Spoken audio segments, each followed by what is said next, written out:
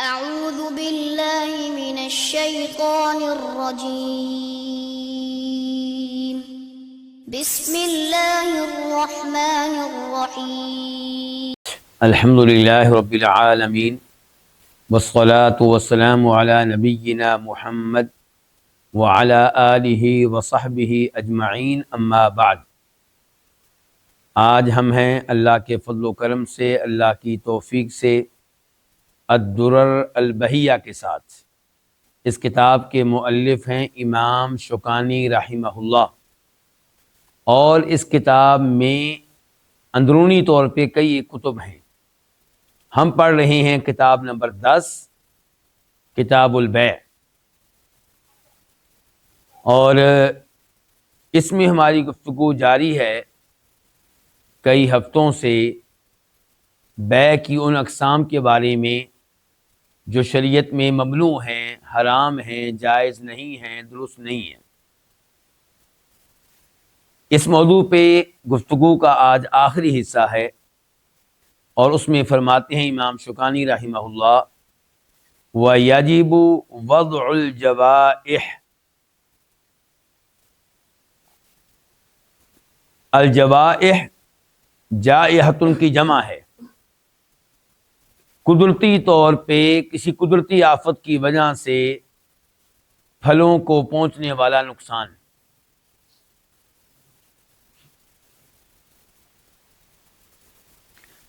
تو یہاں پہ کیا کہنا چاہتے ہیں امام شوکانی؟ کہتے ہیں کہ وَيَجِبُ واجب ہے وضع الجوائح، قدرتی آفتوں سے پہنچنے والے نقصان کا ازالہ کرنا۔ آپ نے اپنے باغ کا پھل کسی کو بیچا ہے، قدرتی آفت آئی اور سارا پھل تباہ و برباد ہو گیا، کیا آپ اس سے پیسے وصول کریں گے اس پھل کے جو آپ بیچ چکے تھے؟ تو اس سوال کا یہ جواب ہے۔ اور قدرتی آفتوں سے کیا مراد ہے، پہلے میں یہ وضاحت کر دوں۔ امام عطا کہتے ہیں اس سے مراد ہیں ظاہری اسباب کی وجہ سے آنے والی وہ آفتیں جو پھلوں کو تباہ و برباد کر کے رکھ دیتی ہیں۔ مثال کے طور پہ بارشیں، یالہ باری، اولے پڑے ہیں، ٹڈیاں جو پھلوں کو تباہ و برباد کر کے رکھ دیتی ہیں، آندھی یا آگ لگ گئی۔ تو اس قسم کی قدرتی آفتیں آنے کی وجہ سے اگر پھل جو ہے وہ تباہ و برباد ہو جاتا ہے، ختم ہو جاتا ہے، تو پھل بیچنے والے کو خریدنے والے سے قیمت لینے کا حق حاصل نہیں ہے۔ اس بارے میں جو حدیث ہے اسے امام مسلم روایت کرتے ہیں۔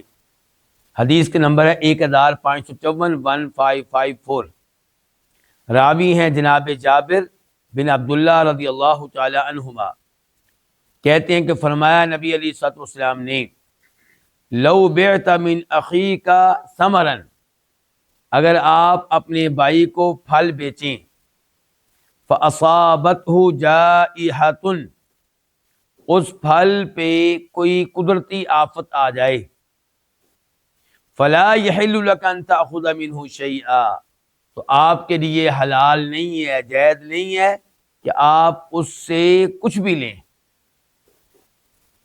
بما تاخذ مال اخیک بغیر حق، ناجائز طور پہ آپ اپنے بھائی کا مال کیوں کر وصول کریں گے، کیوں کر لیں گے؟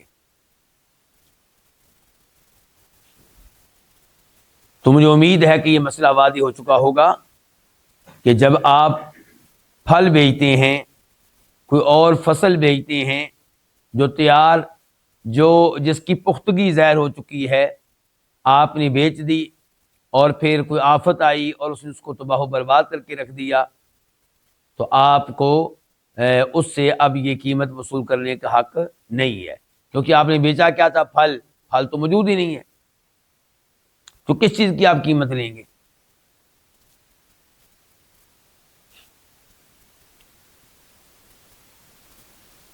اس کے بعد کہتے ہیں امام شوکانی ولا یحل سلف و بیع، اور جائز نہیں ہے، حلال نہیں ہے سلف اور بیع، سلف قرض دینا اور بیع کرنا، یہ دونوں کام ایک ساتھ آپ کریں تو یہ جائز نہیں ہے۔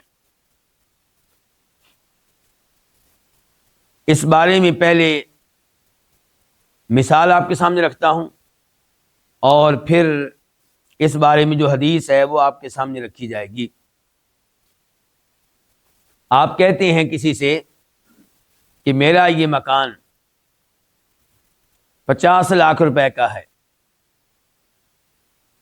یہ میں آپ کو 40 لاکھ روپے میں دیتا ہوں، شرط یہ ہے کہ آپ مجھے 1 کروڑ روپیہ قرض دیں۔ 1 کروڑ روپیہ اگر آپ مجھے قرض دیں گے تو میں اپنا 50 لاکھ والا مکان گھر آپ کو بیچنے کے لیے تیار ہوں۔ کتنے میں؟ 40 میں۔ 50 کا مکان ہے، آپ 40 میں کیوں دے رہے ہیں؟ قرض کی خاطر۔ تو یہ سود والی صورتحال ہو گئی۔ قرض کے اوپر آپ اس کو پرافٹ دے رہے ہیں، کتنا؟ 10 لاکھ روپیہ۔ تو یہ اس کی ایک مثال میں نے آپ کو دی ہے، ایک شکل بتائیے، اس کی کئی اور شکلیں بھی ہو سکتی ہیں۔ تو بہرحال حدیث ہے، حدیث اب آپ کے سامنے رکھتا ہوں۔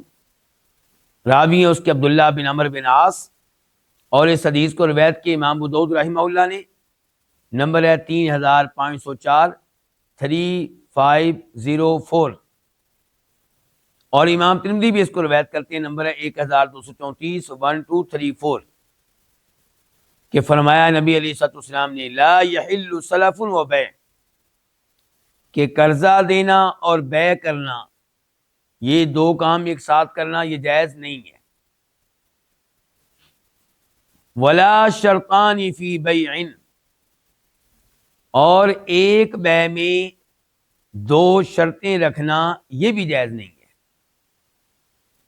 اس کی مثال علماء کرام نے یوں دی ہے کہ آپ کسی سے کہتے ہیں کہ میں آپ کو یہ لباس اتنے میں بیچوں گا اور میرے ذمے ہوگا اس کو دھونا بھی اور اس کی سلائی کرنا بھی۔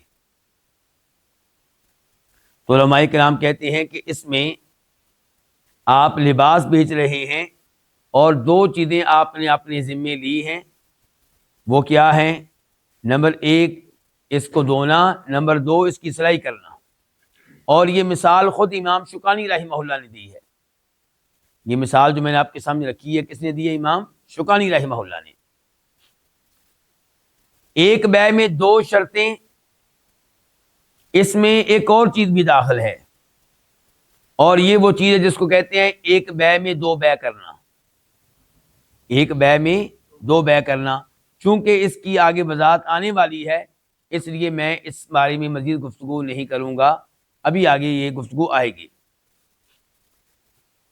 ولا ربح ما لم یضمن، فرما رہے ہیں نبی علیہ الصلوۃ والسلام اس چیز کی پرافٹ لینا، اس چیز کا نفع لینا جائز نہیں ہے جو چیز آپ کی ضمانت میں نہیں ہے۔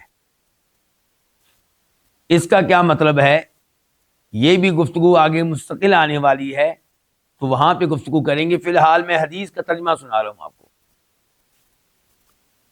اس کے بعد فرماتے ہیں آپ ولا بیع ما لیس عندک، اور اس چیز کی بیع کرنا جائز نہیں ہے جو آپ کے پاس نہیں ہے۔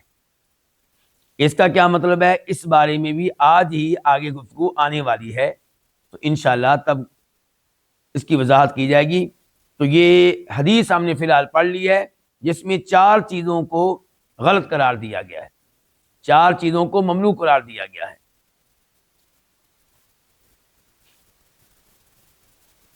امام شوکانی رحمہ اللہ فرماتے ہیں وہ بیعتان فی بیعہ، ایک بیع میں 2 بیع کرنا، ایک سودے میں 2 سودے کرنا یہ ممنوع ہے۔ اس کی دلیل کیا ہے؟ اس کی دلیل وہ حدیث ہے جسے امام ابو داؤد رحمہ اللہ روایت کرتے ہیں، نمبر ہے 3461 3461. راوی ابو ہریرہ رضی اللہ تعالیٰ عنہ فرمایا نبی علیہ السلام نے من باع بیعتین، جو شخص دو سودے کرے ایک سودے میں، فلاح اوکسہما اب الربا، تو اس کا یہ معاملہ یا تو سود کہلائے گا یا پھر جو کم قیمت والا ہے اس کے مطابق بیع ہوگی. آئیے اب دیکھتے ہیں کہ کیا چیز ہے ایک سودے میں دو سودے. میں آپ کو لے کر جا رہا ہوں ایک دفعہ پھر اپنے استاد محترم ڈاکٹر شیخ سلیمان سلیم اللہ الرحیلی حفظہ اللہ کی طرف، جن کا تعارف پہلے بھی کرا چکا ہوں، جو آج بھی حیات ہیں، زندہ ہیں، اللہ ان کی زندگی میں برکتیں ڈالے. اور وہ درس دیتے ہیں کہاں؟ مسجد نبوی میں. اور مجھے یہ اعزاز حاصل ہے کہ میں نے ان سے مسجد نبوی کے ساتھ ساتھ مدینہ یونیورسٹی میں بھی کلاس میں باقاعدہ طور پہ علم لیا ہے. ان سے پڑھنے کا اللہ نے موقع دیا ہے.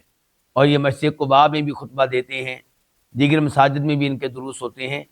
عالم دین بھی بڑے شاندار ہیں اور خطیب بھی بہت اچھے ہیں. تو میں ان کی طرف آپ کو لے کر جا رہا ہوں. ان سے پوچھتے ہیں کہ اس کا کیا مطلب ہے ایک سودے میں دو سودے کرنا ممنوع ہے. کہتے ہیں اس کی کئی صورتیں ہیں، اس کی کئی شکلیں ہیں.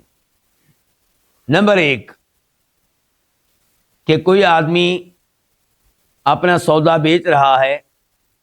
مثال کے طور پہ میں کہتا ہوں، مثال میں دے رہا ہوں، موبائل بیچ رہا ہے. کہتا ہے کہ یہ نقد موبائل خریدیں گے تو آپ کو ملے گا 1,00,000 روپے میں، اور اگر آپ ادھار پہ خریدیں گے، قسطوں پہ خریدیں گے تو آپ کو ملے گا 1,50,000 روپے میں. اب کتنی قیمتیں ذکر کی گئی ہیں؟ 2. فی الحال ہمیں کوئی اعتراض نہیں ہے، 2 قیمتیں بتانے پہ ہمیں کوئی اعتراض نہیں ہے. اعتراض اس بات پہ ہے کہ دونوں کا معاہدہ ہو جاتا ہے اور یہ موبائل خرید لیتا ہے، وہ بیچ دیتا ہے، اور قیمتیں کتنی ہیں؟ 2.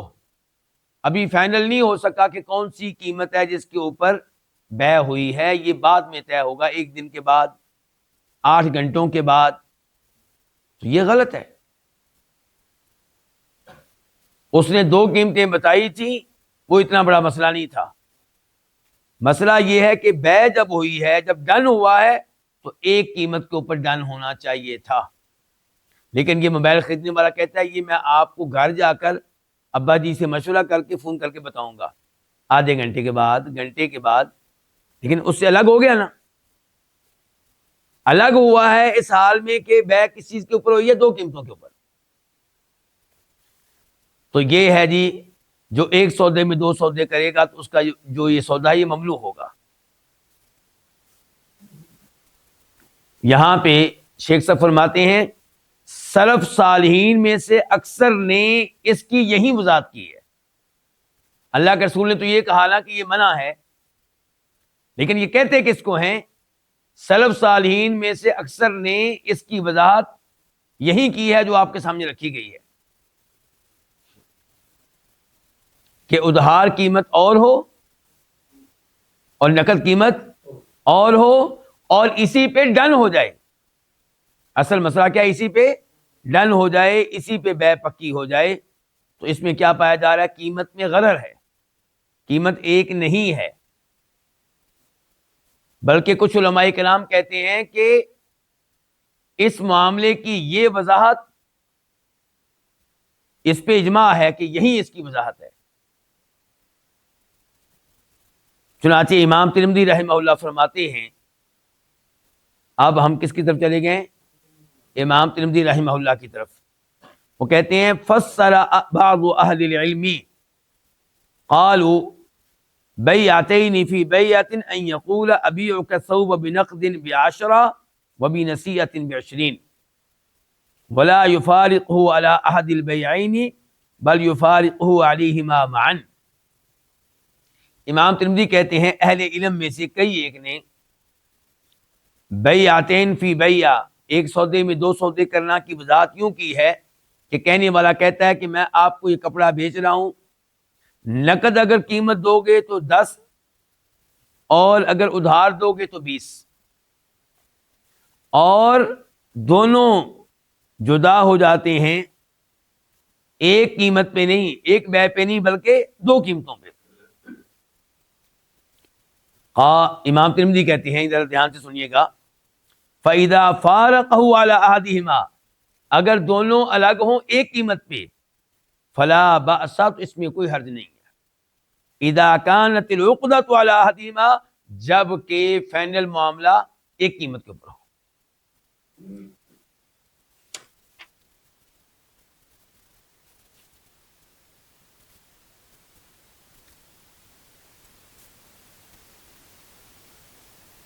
اچھا جی، اب دوسری شکل کس چیز کی؟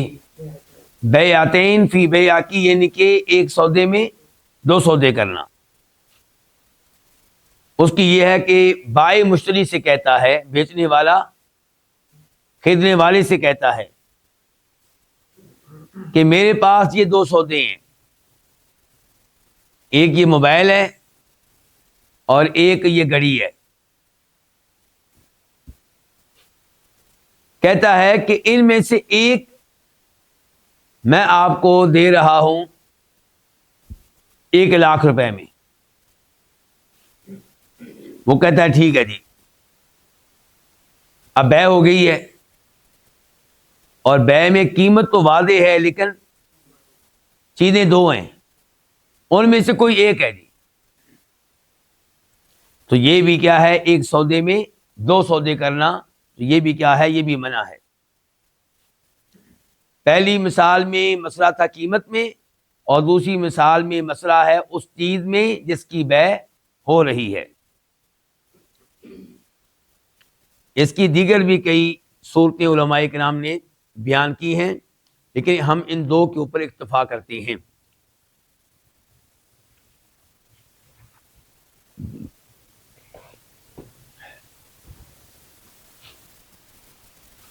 تو ایک سودے میں دو سودے کرنا کیا ہے؟ یہ ممنوع ہے۔ اس کے بعد کہتے ہیں امام شوکانی، وَرِبْحُ مَا لَمْ يُضْمَنْ، اور اس چیز کا نفع لینا جو جس کی ضمانت نہیں دی گئی، یعنی کہ جو آپ کی ضمانت میں نہیں ہے، تو یہ بھی جائز نہیں ہے۔ اور آج یہ معاملہ کثرت سے ہو رہا ہے، آج یہ والا معاملہ کثرت سے ہو رہا ہے۔ لوگ بہت سمجھدار بن چکے ہیں، وہ چاہتے ہیں کہ ہمارا مال خطرے میں بھی نہ ہو اور پرافٹ بھی ہمیں ملے، ہمارا مال کسی خطرے میں نہ پڑے اور پرافٹ بھی ہمیں ملے۔ اس کی ایک مثال یہ ہے کہ آپ کو چیز ایسی بیچتے ہیں جو آپ کی ضمانت میں داخل ہی نہیں ہوئی۔ آج کل آپ کا آن لائن کاروبار جو ہو رہا ہے، اس میں کیا ہے جی؟ کسی سپر سٹور کے ساتھ آپ کا کیا ہو جاتا ہے؟ معاہدہ، اور آپ پھر فیس بک پہ یا پتہ نہیں کہاں کہاں آپ اعلان لگاتے ہیں، پوسٹیں لگاتے ہیں کہ جناب والا یہ موبائل میں آپ کو اتنے میں میری طرف سے آپ کو ملے گا، یہ جوتا اتنے میں ملے گا، یہ سوٹ اتنے میں ملے گا۔ ٹھیک ہے جی۔ اب لوگ پسند کرتے ہیں، آپ کا اور اس آدمی خریدنے والے کا اتفاق ہو جاتا ہے، وہ آپ کو کیا بھیجتا ہے؟ نہیں، پرائس، یا پرائس بعد میں ہوتی ہے؟ کیا ہو رہا ہے؟ پہلے ہوتی ہے، چلے پہلے ہو جائے بعد میں ہو جائے، وہ اتنا بڑا مسئلہ نہیں ہے۔ اچھا، اب آپ کیا کہتے ہیں سپر سٹور والوں سے جن کے ساتھ آپ کا معاہدہ تھا کہ آپ اس آدمی کو یہ چیز بھیج دیں، ٹھیک ہو گیا؟ وہ چیز پہلے کہاں پڑی ہوئی تھی؟ وہاں آگے لگ جاتی، نقصان کس کا تھا؟ آپ کا کہ ان کا؟ سپر سٹور کا، ٹھیک ہو گیا؟ اچھا، وہی اب آگے بھیج رہے ہیں، اور راستے میں کوئی گڑبڑ ہو گئی، وہ چیز وہاں پہ نہ پہنچی، کس کے پاس؟ خریدنے والے کے پاس، تو ذمہ دار کون؟ Super store. اور آپ بس یہ آپ نے پرافٹ لینی ہے بس. اگر وہ چیز پہنچ گئی، سودا ہو گیا، مثال کے طور پہ سپر اسٹور والوں وہ چیز ہے 20,000 روپے کی، سپر اسٹور والوں سے آپ کا معاہدہ ہوا ہے 15,000 روپے میں، ٹھیک ہو گیا. 5,000 روپے پرافٹ ہے، وہ کس کو مل رہا ہے؟ آپ کو مل رہا ہے. جبکہ کسی بھی موقع پہ ایسا وقت نہیں آیا کہ وہ چیز آپ کی ضمانت میں آئی ہو، آپ اس کے ضامن بنے ہوں، اس کے ہونے والے نقصان کے ذمہ دار آپ بنے ہوں. تو جس چیز کے نقصان کے آپ ذمہ دار نہیں ہیں، جس کے آپ ضامن نہیں ہیں، اس کی پرافٹ بھی آپ کے لیے جائز نہیں. اور دنیا آج یہی چاہتی ہے کہ کاروبار ہو، کیا کہتے ہیں جی میں آپ کے ساتھ کاروبار میں شراکت کرنا چاہتا ہوں. کیسے؟ نہیں، میں کوثر بتانے لگا ہوں. جی میں آپ کو دوں گا کیا؟ 20 لاکھ روپیہ. شرط میری یہ ہے کہ 20 لاکھ روپیہ مجھے اسی طرح چاہیے، سال کے بعد مجھے اسی طرح 20 لاکھ روپیہ چاہیے. اور درمیان میں کیا ہوگا؟ میں آپ کو خرید کر دوں گا، مثال کے طور پہ میں خرید کر دوں گا یا آپ خود خریدیں گے، یہ موبائل خرید لیں گے مثال کے طور پہ. اچھا، فی موبائل، ہر موبائل کے پیچھے آپ نے مجھے پرافٹ دینا ہے کتنا؟ مثال کے طور پہ 1,000 روپیہ. 1,000 روپیہ آپ نے مجھے کیا دینا ہے؟ پرافٹ. لو جی، اس کی ہر چیز سے محفوظ ہے. ان موبائلوں کو آگ لگ جائے، ان کو یہ چوری ہو جائیں، حکومت پابندی لگا دے، کوئی مسئلہ ہو جائے، یہ صاحب جو شریک ہوئے ہیں یہ کسی بھی نقصان کے ذمہ دار نہیں ہے. ہاں پرافٹ کے ذمہ دار ہیں. اس کو کاروبار نہیں کہتے، یہ کوئی کاروبار نہیں ہے. یہ تو ایسے ہی ہے جیسے آپ کسی کو 20 لاکھ روپیہ قرض دیں اور اس کو پر سود لے رہے ہوں. یہ کوئی کاروبار نہیں ہے. اسی لیے میں اپنے دروس میں سمجھایا کرتا ہوں، کاروبار وہ ہے جس میں آپ کی نیندیں اڑ جائیں. کاروبار وہ ہے جس میں آپ رات کو جب بھی بیدار ہوں تو آپ کو فکر ہو 20 لاکھ روپیہ میں نے اپنی وہ کمائی دے دی ہے، پتہ نہیں اب کیا بننا ہے، یا اللہ نقصان سے بچانا، یا اللہ نقصان سے بچانا. اور آپ اس کے دائیں بائیں ہوتے ہوں، جس کے ساتھ آپ پارٹنر ہیں، پوچھتے ہوں کیا بن رہا ہے، ہاں جی آج کیا ہوا، ایک ٹینشن آپ کو لگی ہوئی ہے. لیکن دنیا یہ کاروبار نہیں چاہتی. دنیا چاہتی میں 20 لاکھ روپیہ دوں اور وہ میرا محفوظ رہے اور بس پرافٹ مجھے آتا رہے. تو یہ تو وہی سود ہے جو بینک میں ہم رکھتے ہیں پیسے. بینک میں ہم رکھتے ہیں 20 لاکھ روپیہ، سکون سے پیسہ آتا رہتا ہے. اس کو کوئی کاروبار نہیں کہتے. کاروبار میں آپ کا مال خطرے میں پڑے گا، خطرے میں پڑے گا.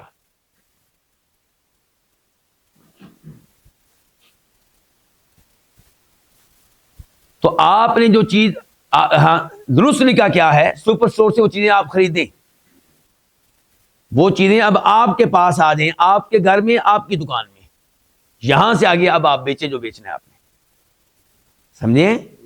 آن لائن کاروبار کرنا چاہتے ہیں آپ زیادہ مقدار میں کوئی خاص جوتا خرید لیں مثال کے طور پہ. اب آپ کو زیادہ مقدار میں آپ نے لیا تو سستا پڑا ہے آپ کو، اب آپ بیچتے رہیں اپنے گھر سے. اب کیا ہوگا؟ اب اگر آگ لگ گئی آپ کے گھر میں، چوری ہوگی، تو نقصان کا ذمہ دار کون ہوگا؟ خود آپ ہوں. تو یہ ہے امام شوکانی فرما رہے ہیں وَرِبْهُ مَا لَمْ يُضْمَنْ، اس چیز کی پرافٹ آپ کے لیے حلال نہیں ہے جس چیز کے آپ ضامن نہیں ہیں. ایک اور حدیث آتی ہے، وہ میں آپ کے سامنے رکھ دوں کہ الخراج بالضمان، ابو داؤد شریف کی حدیث ہے، آمدنی کے حقدار وہی ہے جو ضامن بنے، جو اس چیز کا کیا بنے؟ ضامن بنے.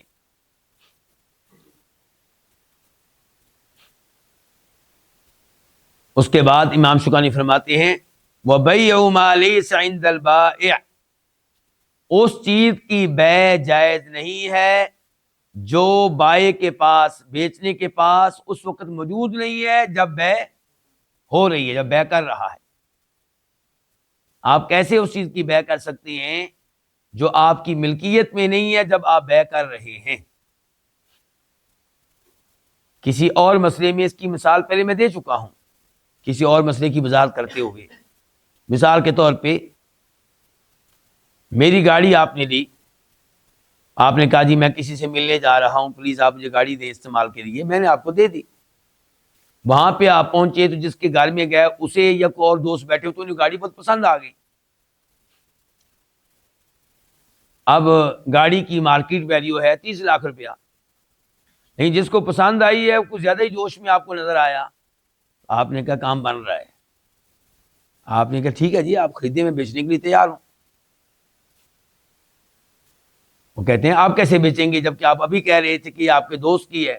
وہ کہا آپ اس بات کو چھوڑیں، یہ میں جانوں اور وہ جانے، آپ بات کریں کتنے میں خریدیں گے۔ معاہدہ ہو گیا جناب کتنے میں؟ 33 لاکھ روپے میں۔ اب 33 لاکھ روپے میں آپ نے یہ گاڑی بیچی ہے جس کے آپ مالک نہیں تھے، تو یہ بے درست نہیں ہے، یہ بے جائز نہیں ہے۔ اس کی ایک اور شکل ہو سکتی ہے، وہ کیا کہ آپ وہ گاڑی بیچیں اپنے لیے نہیں، میرے لیے، یعنی کہ جب آپ نے دیکھا کہ وہ آدمی بڑے جوش میں ہے تو آپ نے وہاں پہ کہا چلو ٹھیک ہے جی خریدیں آپ، انہوں نے کہا جی گاڑی تو آپ کی ہے نہیں، تو آپ نے کہا کوئی بات نہیں، میں اور وہ ایک ہی بات ہے، میں اس کی طرف سے بیچ رہا ہوں۔ اب آپ نے بیچ دی 33 لاکھ میں اور پھر میرے پاس آ گئے، جی میں گاڑی بیچا ہوں اتنے میں۔ اب اس بے کا کیا حکم ہے؟ یہ اب میرے اوپر ہے، یہ میرے اوپر ہے، میں چاہوں تو کہوں ٹھیک ہے جی، اور وہ 3 لاکھ روپے جو فالتو ملا وہ بھی میرا ہی ہوگا، میں انعام کے طور پہ کچھ دینا چاہوں تو دے دوں، نہ دینا چاہوں تو میری مرضی۔ اور اگر میں چاہوں تو میں کہوں گا مجھے یہ بے منظور نہیں ہے۔ اب وہاں پہ آپ کا جو نقصان ہوگا، کوئی مسئلہ ہوگا، وہ آپ خود ذمہ دار۔ آپ کو کس نے کہا تھا آپ میری گاڑی کی بے کریں مجھ سے پوچھے بغیر؟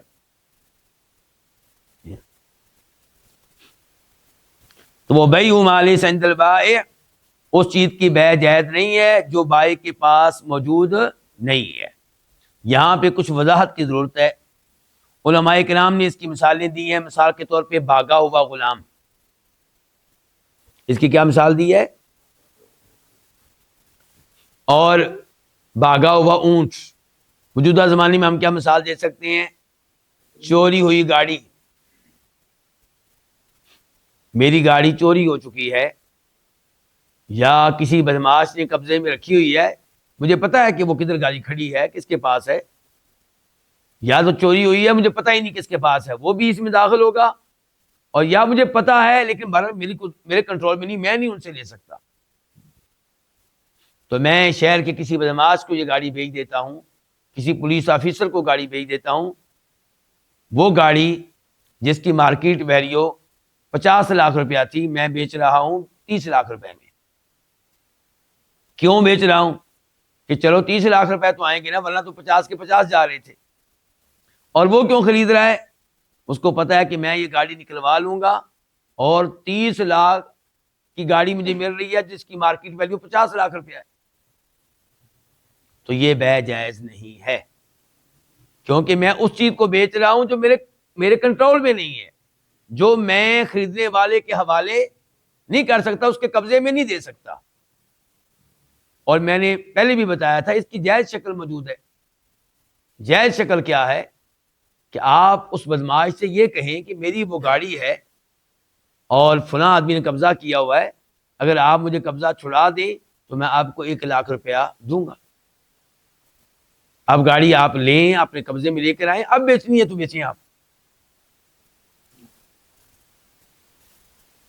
اچھا، ایک تو وضاحت یہ ہوگی اس کی۔ یہاں پہ امام خطابی رحمہ اللہ نے وضاحت کی ہے اس حدیث کی، کہتے ہیں اس حدیث سے مراد متعین چیز کی بے ہے۔ کس کی بے ہے؟ متعین چیز کی بے ہے۔ اس سے مراد اس چیز کی بے نہیں ہے جس کے اوصاف بتائے جائیں، جس کی خوبیاں بتائی جائیں اور جس کی تفصیلات بتائی جائیں اور بے کی جائے، وہ مراد نہیں ہے۔ فرق سمجھیں ذرا دھیان سے. پہلے کیا تھا؟ بیع کس چیز کی ہوئی؟ میری گاڑی کی، جس کو آپ استعمال کے لیے لے کر گئے تھے اور آپ وہاں پہ بیچنے لگ گئے اپنی طرف سے. تو وہ آپ ایسی چیز بیچ رہے تھے جس کے آپ مالک نہیں تھے، وہ تو غلط ہے. لیکن ایک یہ ہے کہ آپ جاتے ہیں گاڑی کا کاروبار کرنے والے کسی شخص کے پاس اور اس سے کہتے ہیں کہ مجھے مہران گاڑی چاہیے، یہ ماڈل چاہیے، یہ رنگ چاہیے، اور دیگر آپ اوصاف اور تفصیلات بتاتے ہیں، اس کے اوپر آپ کا اتفاق ہوتا ہے، تو یہ بیع بالکل ٹھیک ہے. حالانکہ گاڑی اس کے شو روم میں موجود نہیں ہے، لیکن یہاں پہ آپ نے بیع کسی خاص گاڑی کی نہیں کی. آپ نے کہا ہے کوئی بھی مہران گاڑی جس میں یہ خوبیاں پائی جائیں. فرق سمجھا رہا ہے آپ لوگوں کو؟ تو یہ جائز ہے. اس انداز سے بیع کرنا کیا ہے؟ یہ جائز ہے، یہ درست ہے. جی مجھے موبائل چاہیے، کون سا؟ فلاں کمپنی. کیا نام ہے جی کمپنی کا؟ سیمسنگ. کون سا ماڈل؟ یہ والا. اس کا نام بھی کوئی نہ کوئی ہوتا ہے، وہ پتہ نہیں کیا مشکل نام لے دیا آپ نے تو. کوئی چلیں جی، کوئی اس کا نام وغیرہ بتا دیا. یعنی کہ وہ ساری چیزیں طے ہو گئیں جن چیزوں کے طے نہ ہونے کی وجہ سے کل کو جھگڑا ہو سکتا ہے. ایسی کسی چیز کی بھی آپ بیع کریں گے تو اس میں وہ تمام تفصیلات طے ہونی چاہیے جن کے نہ طے ہونے سے جھگڑے کا امکان ہوتا ہے. تو یہ شکل جو ہے بیع کی وہ جائز ہے. جیسے بیع سلم جائز ہے، پہلے ہم پڑھ چکے ہیں میرے خیال میں، پڑھی ہم نے بیع سلم. بیع سلم کیا ہے؟ صحابہ کرام بھی کیا کرتے تھے. بیع سلم، بیع سلف، یہ صحابہ کرام بھی کیا کرتے تھے. یہ سن لیں، بخاری شریف کی حدیث ہے. بیع کیا ہوتی تھی؟ مثال کے طور پہ شام کے کسان آتے. کون آتے؟ شام کے کسان مدینہ آتے، ادھر عربوں سے ملتے آ کے، اور عرب ان سے، مسلمان ان سے معاہدہ کرتے. کیا جی؟ ہمیں اتنی گندم چاہیے، گندم کی یہ کوالٹی چاہیے، فلاں مہینے کو چاہیے، فلاں تاریخ کو چاہیے، اور اس کا وزن اتنا ہونا چاہیے، اور یہ قیمت ہے اس کی. پکڑیں ابھی پکڑیں آپ کی. اس میں کیا ہوگا؟ بیع سلم میں یہ ضروری ہے کہ قیمت آپ ایڈوانس دیں گے. بیع سلم میں قیمت آپ ایڈوانس دیں گے. کتنی؟ پوری. کتنی قیمت دیں گے؟ پوری کی پوری قیمت آپ دیں گے، آدھی نہیں، پوری. تب یہ جائز ہے. اچھا اب اس میں آپ کہیں گے کہ میرا مال کی خطرے میں نہ پڑ جائے. پھر وہ مجھے چاول یا گندم، وہ جو معاہدہ ہوا ہے 6 مہینے کے بعد پتہ نہیں دے گا کہ نہیں دے گا، تو اس کے لیے آپ سیکورٹی کے طور پہ اس کی کچھ چیز رکھنا چاہیں تو رکھ سکتے ہیں. سیکورٹی کے طور پہ اس کی کچھ چیز رکھنا چاہیں تو آپ رکھ سکتے ہیں. تو جیسے یہ بیع سلم جائز ہے، ایسے ہی کوئی بھی چیز آپ مکمل تفصیلات کے ساتھ وہ آپ خرید سکتے ہیں، اس میں کوئی حرج نہیں. لیکن خاص چیز وہ والی مجھے گھڑی چاہیے جو فلاں آدمی نے باندھی ہوئی ہے، اور معاہدہ اس کی بجائے جس نے باندھی ہے کسی اور سے آپ کر رہے ہیں، اور وہ بھی کر رہا ہے، اس کو پتا ہے کہ یہ گھڑی تو جب جتنے میں یہ مجھ سے خرید رہا ہے میں اس سے بات کروں گا تو مجھے دے ہی دے گا. تو یہ انداز جو بیع کا یہ درست نہیں. دلیل کیا ہے اس کی؟ امام ابو داؤد رحمہ اللہ روایت کرتے ہیں، نمبر ہے 3503 3503، اور امام ترمذی روایت کرتے ہیں نمبر ہے 1232 1232. حکیم بن حزام اس کے راوی ہیں، وہ کہتے ہیں کہ انہوں نے کہا اے اللہ کے رسول، یاتینی الرجل فیرید منی البیع لیس عندی، کوئی آدمی میرے پاس آتا ہے اور میرے ساتھ اس چیز کی بیع کرنا چاہتا ہے جو میرے پاس نہیں ہے، میری ملکیت میں نہیں ہے. افابتاعہ لہ من السوق، کیا یہ چیز میں اس کے لیے مارکیٹ سے خریدوں اور اس کو بیچ دوں؟ فقال لا تبع ما لیس عندک، وہ چیز مت بیچو جو تمہارے پاس نہیں ہے، یعنی کہ جو تمہاری ملکیت میں نہیں ہے، تمہاری قدرت میں نہیں ہے. اس کے بعد کہتے ہیں امام شوکانی، وَيَجُودُ بِشَرْطِ عَدَمِ الْخِدَاعِ، اور جائز ہے بیع طے کرنا اس شرط پہ کہ دھوکہ نہ دیا جائے، دھوکہ نہ دیا جائے، اس شرط پہ بیع کرنا کیا ہے؟ جائز ہے۔ یہ کیا مطلب ہے اس کا؟ پہلے میں حدیث آپ کے سامنے رکھوں گا۔ امام بخاری رحمہ اللہ روایت کرتے ہیں، نمبر ہے 2117 2117، اور امام مسلم روایت کرتے ہیں، نمبر ہے 1533 1533۔ عبداللہ بن عمر کہتے ہیں کہ نبی علیہ الصلوۃ والسلام سے تذکرہ کیا گیا ایک آدمی کا جس کو بیع میں لوگ دھوکہ دے دیا کرتے تھے۔ فقال، تو آپ نے کہا اذا بایعت، جب تم بیع کرو، فقل لا خلابۃ، جس کے ساتھ بیع کرو اس سے کہو لا خلابۃ، میری شرط یہ ہے کہ دھوکہ نہیں ہونا چاہیے اس میں۔ اصل میں یہ جو صاحب تھے ان کو کچھ چوٹ لگی تھی، چوٹ نے ان کے دماغ پہ بھی اثرات ڈال دیے تھے، اس لیے ان کو بولنے میں بھی مشکل پیش آتی تھی۔ تو یہ بیع کرتے تھے اور ان کے گھر والے چاہتے تھے کہ بیع نہ کریں کیونکہ ان کو نقصان ہو جاتا ہے، لیکن وہ اس سے باز نہیں آتے تھے۔ پھر انہوں نے اس کا تذکرہ نبی علیہ السلام سے کیا، تو آپ نے پھر یہ تعلیمات دی کہ جب تم کسی سے بیع کرو تو یہ کہہ دیا کرو لا خلابۃ، کہ میرے ساتھ دھوکہ نہیں ہونا چاہیے، اگر بعد میں دھوکہ ثابت ہو گیا تو پھر بیع واپس ہو جائے گی، لیکن شرط یہ ہے کہ 3 دن کے اندر اندر یہ رابطہ قائم کر لے اور ثابت کرے کہ کیا ہوا ہے، دھوکہ ہوا ہے، تو پھر بیع واپس ہو جائے گی۔ تو امام شوکانی کہنا یہ چاہتے ہیں کہ کسی سے آپ اس شرط پہ بیع کریں کہ اس میں دھوکہ نہیں ہونا چاہیے، تو ایسی بیع کرنا جائز ہے، اس قسم کا معاہدہ کرنا درست ہے۔ اس کے بعد کہتے ہیں والخیار فی المجلس ثابت ما لم یتفرقا، اور خیار مجلس یہ ثابت ہے جب تک کہ وہ دونوں جدا نہ ہو جائیں۔ یہ بھی بڑی اہم بات ہے، ذرا دھیان سے سننے والی ہے۔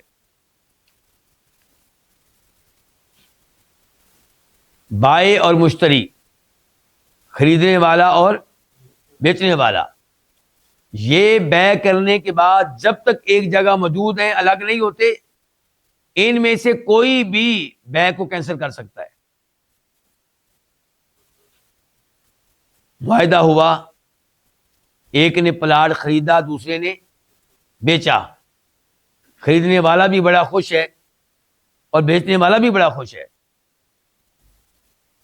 ہو سکتا ہے مٹھائی وغیرہ بھی کھا لیں، اس خوشی میں یہ چائے بھی پلا دے، سب کچھ ہو گیا ہے۔ بیٹھے رہے کافی دیر، 2 گھنٹے 3 گھنٹے 4 گھنٹے، آخر میں خریدنے والا کہتا ہے جی میری رائے تبدیل ہو گئی ہے، مجھے یہ پلاٹ نہیں چاہیے۔ تو اب اس کے اوپر بیچنے والے کو ماتم کرنے کا حق حاصل نہیں ہے، برا منانے کا حق حاصل نہیں ہے۔ جب تک ایک مجلس میں موجود ہیں، ان میں سے کسی کو بھی بیع کو کینسل کرنے کا شریعت نے حق دیا ہے۔ البتہ بیع کرنے کے فوراً بعد کسی ایک کا مثال کے طور پہ گھر سے فون آ گیا کہ آ جائیں آپ، کھانا تیار ہے، تو وہ کہتا ہے دوسرے سے کہ جی مجھے اجازت نہیں، اب میں جا رہا ہوں، چلا گیا، وہاں جا کے بیگم سے بات ہوئی تو بیگم کہتی نا نا نا نا، یہ بیع کینسل کرو۔ اب فون کیا جی بیع کینسل کرنا چاہتے ہیں، اب اس کی مرضی ہے کہ وہ بیع کینسل کرے یا نہ کرے، وہ انکار کر سکتا ہے، لیکن ایک مجلس میں رہتے ہوئے چاہے 4 گھنٹے ایک ساتھ رہیں، چاہے پورا دن ایک ساتھ رہیں، ان میں سے کوئی بھی بیع کو کینسل کر سکتا ہے۔ مثال کے طور پہ، اور آپ کا کوئی دوست ایک ساتھ کسی سفر پہ جا رہے ہیں، جہاز میں یہ سفر ہے، 5 گھنٹے کا سفر ہے، 10 گھنٹے کا سفر ہے، اور درمیان میں کہیں اترنا نہیں ہے، جہاز میں بیٹھی آپ دونوں نے کچھ سودا کر لیا، اب اس کے بعد دیگر باتیں ہوتی رہی. اب جب اترنے لگے تو ایک کہتا ہے نہیں جی میرا دل نہیں مان رہا, میری رائے تبدیل ہو گئی ہے, میں بیع کو کینسل کر رہا ہوں. بالکل کینسل کر سکتے ہیں, اور دوسرے کو یہ چیز قبول کرنا پڑے گی, لازم ہے. اچھا تو یہ مدت ختم کب ہوگی؟ جب ان دونوں میں سے کوئی ایک اٹھ جائے گا, جب دونوں ایک دوسرے سے الگ ہو جائیں گے. یہ ہے راج قول, یہ ہے درست موقف. دوسرا موقف ہے ہمارے حنفی علماء کرام کا. وہ کہتے ہیں کہ اگر جدائی ہو جاتی ہے گفتگو کے لحاظ سے تو تب بھی بیع پکی ہو جائے گی, کینسل نہیں کر سکے گا.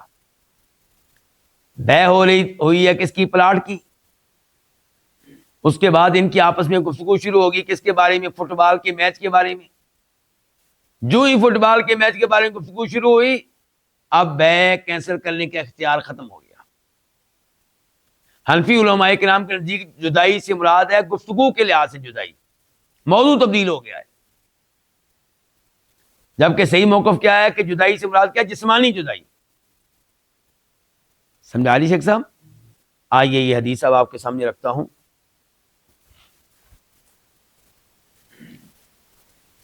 امام بخاری روایت کرتے ہیں, حدیث کا نمبر ہے 2110 2110, اور امام مسلم روایت کرتے ہیں نمبر ہے 1532 1532.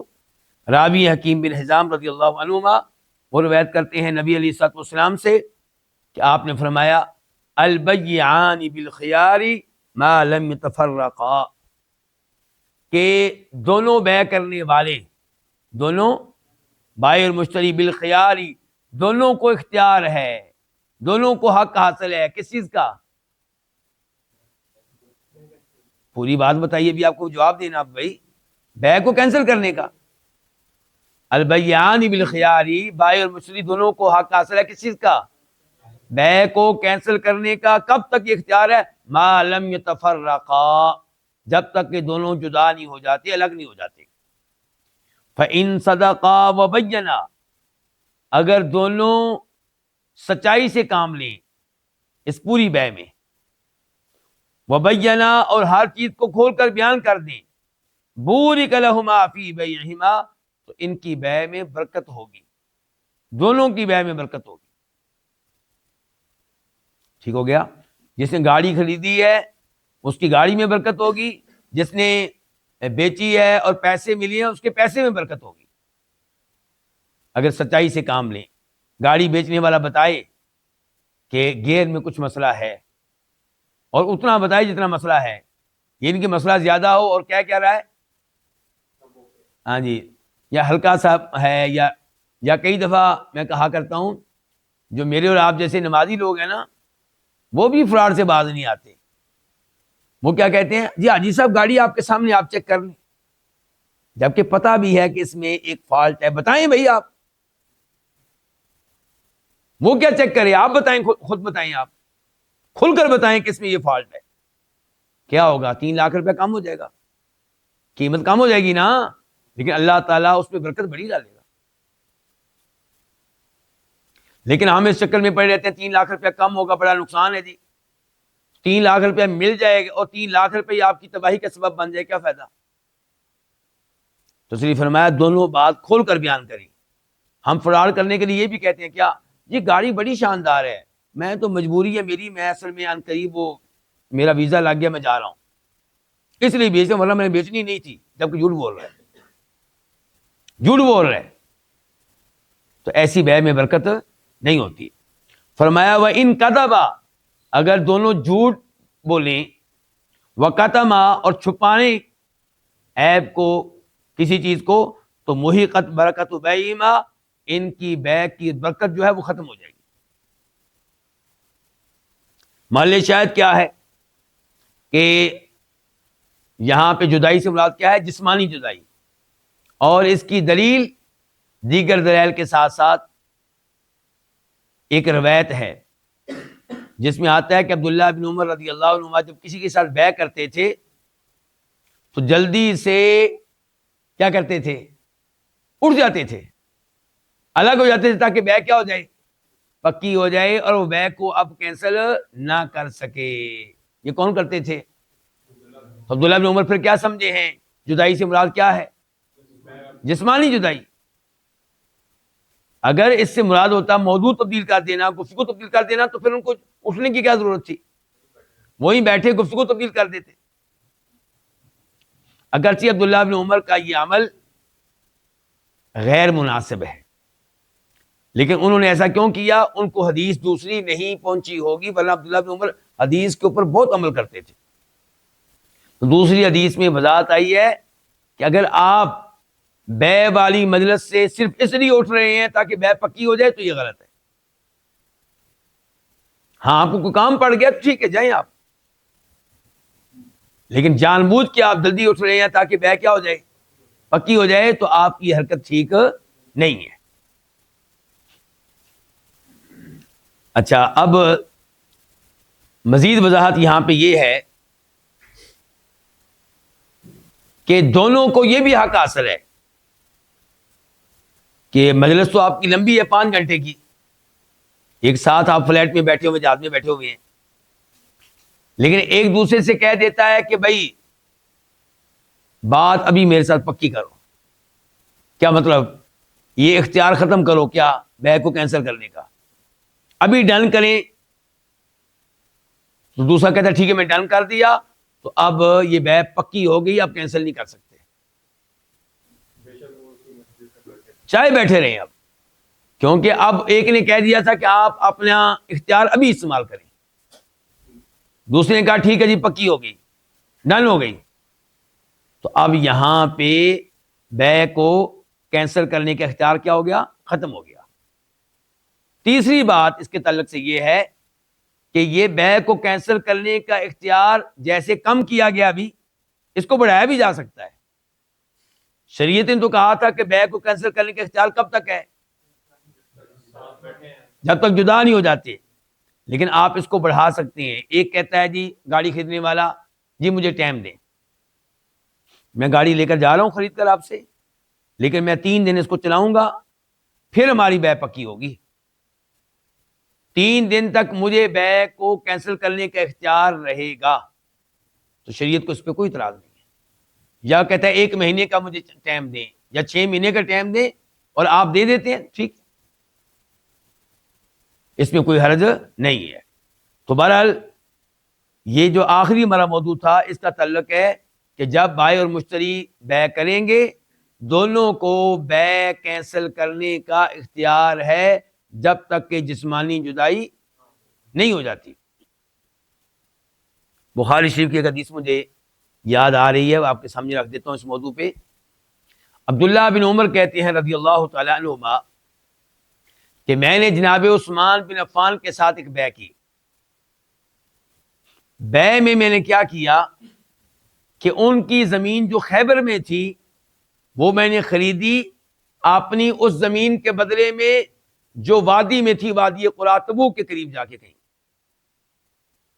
3 راتیں مزید آگے سفر کریں گے تو پھر وہ زمین آئے گی۔ تو کہتے ہیں کہ میں محسوس کر رہا تھا کہ میں نے بہت کامیاب قسم کی تجارت کی ہے اور میں بہت فائدے میں آ گیا ہوں، اور عثمان کو رضی اللہ عنہ کو میں نے بہت کیا دے دیا ہے؟